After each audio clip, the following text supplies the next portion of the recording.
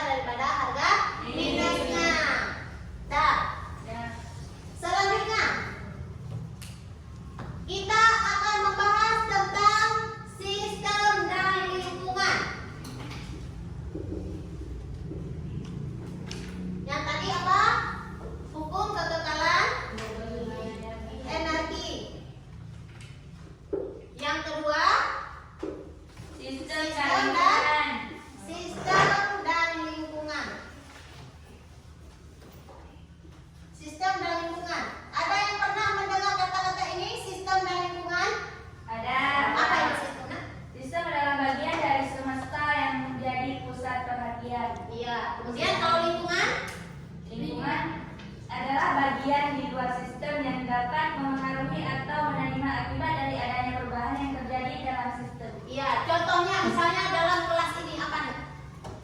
Misalnya kita lagi belajar.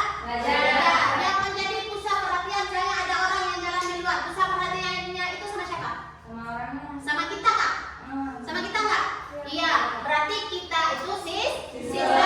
Yang menjadi lingkungannya siapa? Semua, termasuk pohon di luar, udara di luar, orang-orang yang di luar, semua yang ada di luar ruangan ini itu dinamakan dengan lingkungan. Sistemnya itu kita pusat. Dalam sistem itu ada 3 ya.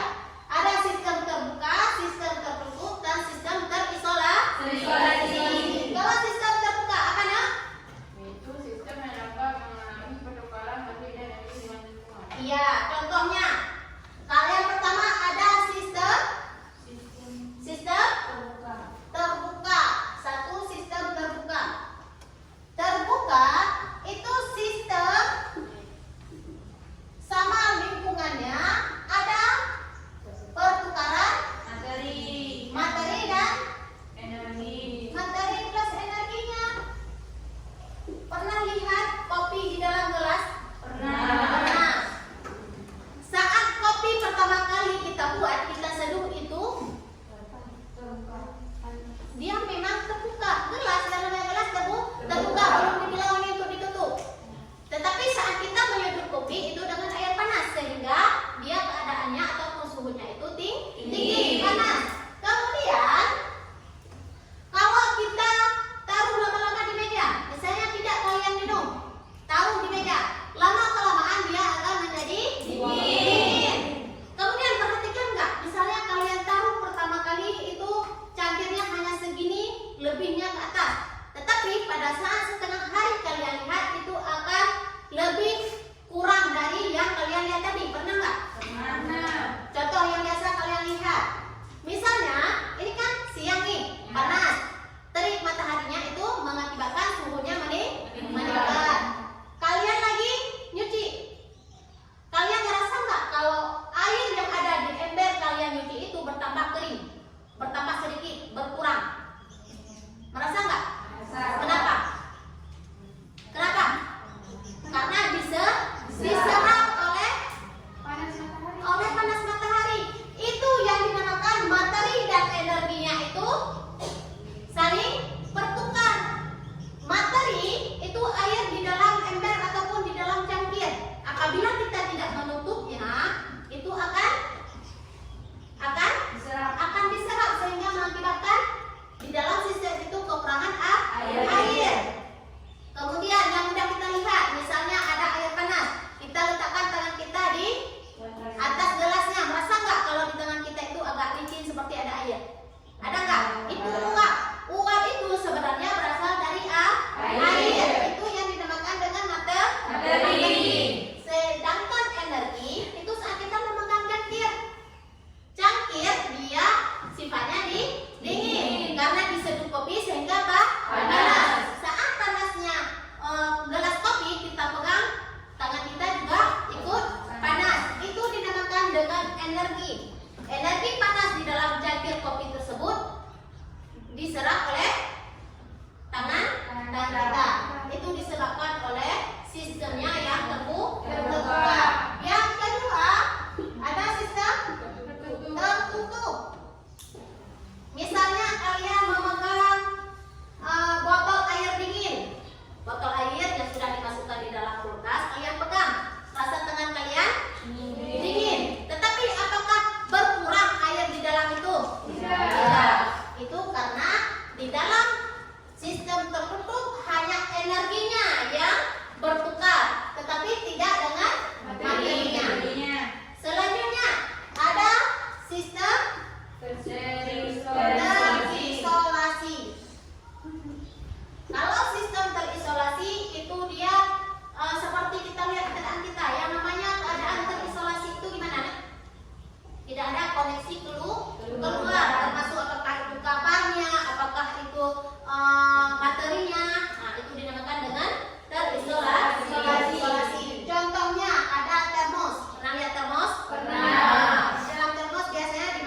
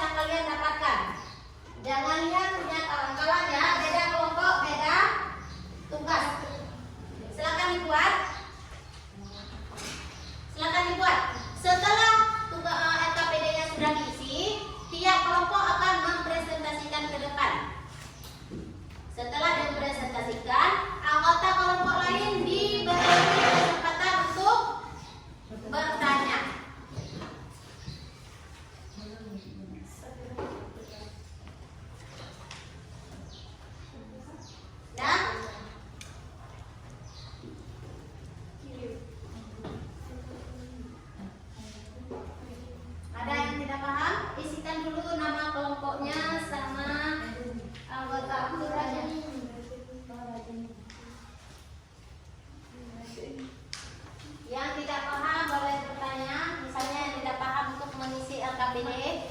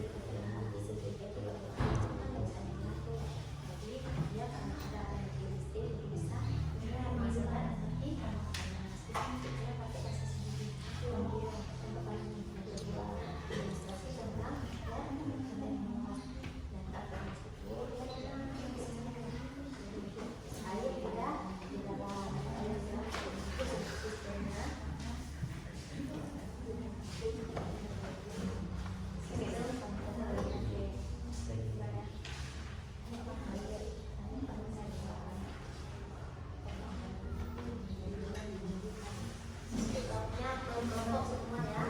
Nanti akan kalau yang presentasi ke depan itu tidak satu orang. Berarti kalau isi kelompoknya itu ada 3 orang, anggota kelompoknya ada 4 orang, kelompoknya bangun, kebut kerjanya tetap bangun. Nanti yang bacakan 1 orang.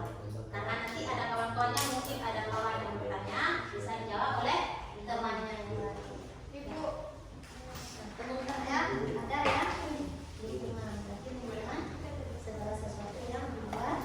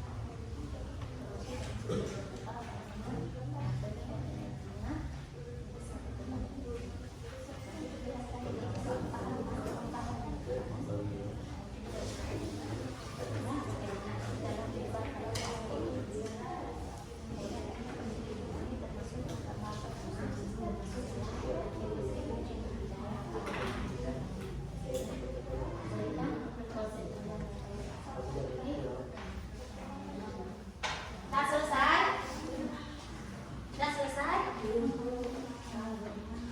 selesai?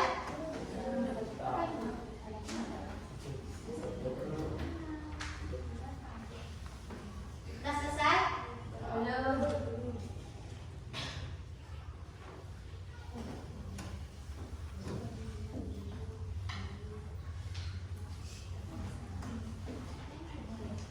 Sudah selesai, Nak?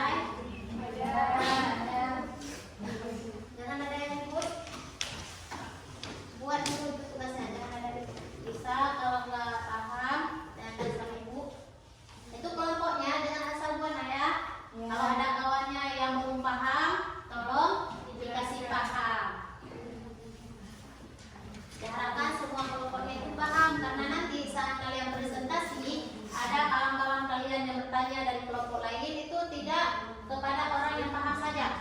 Akan Ibu kasih giliran untuk dijawab oleh temannya. Ya. Jangan satu presentasi dia juga ya menjawab soalnya itu enggak. Kalau satu presentasi kasih kesempatan kawannya yang lain untuk menjawab. Kenapa? Kenapa? Karena di dalam pendidikan itu kita dilatih untuk berani berpendapat.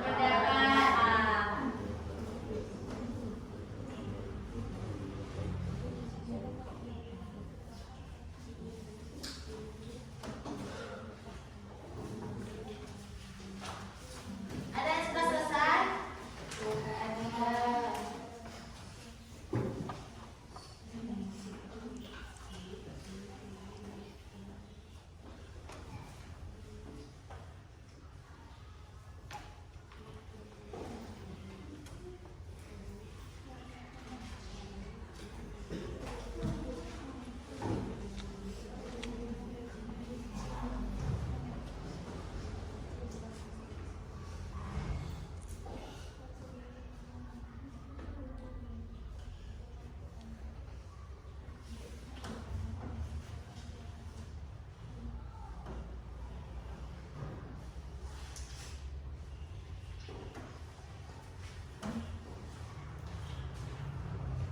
Itu soal yang Ibu berikan semuanya berkaitan dengan materi yang Ibu berikan tadi.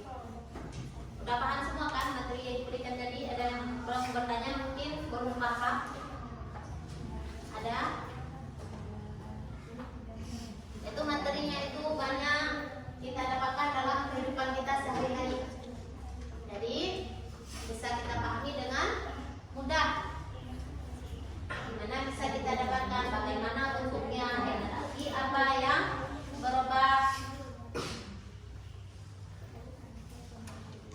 Perubahan energi pernah kita belajar di kelas berapa ya? Di kelas 1. Di kelas 1 ataupun di kelas 10 kita sering banyak materi tentang perubahan energi. Kelas 1 udah ada pelajaran kimia kan?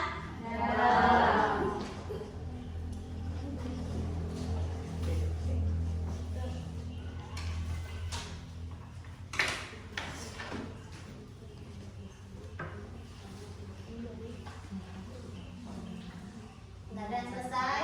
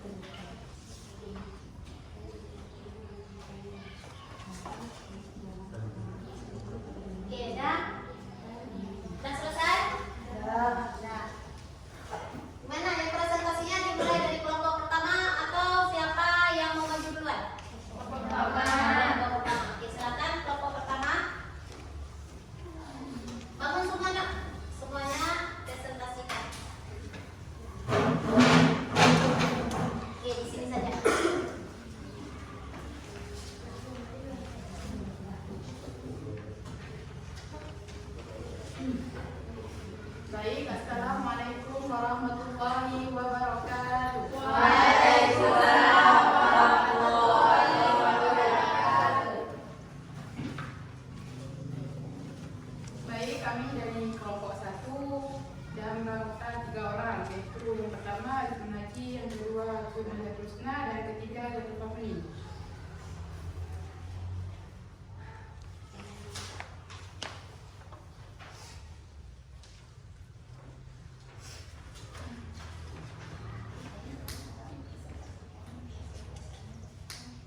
Baik, kami akan mempresentasikan tentang presentasi kami tentang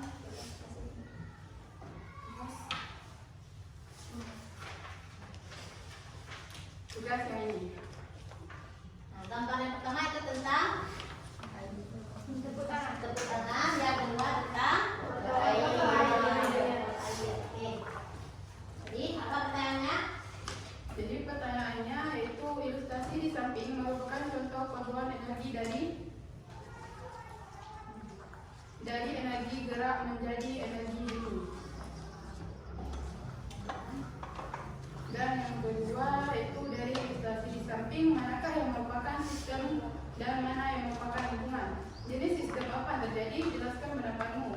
Sistem tertutup karena gambar pada ilustrasi hanya dapat bertukar energinya saja, tidak dengan materinya. Baik, sampai di sini ada yang mau bertanya? Saya mau bertanya. Tadi mereka ada 2 gambar. Yang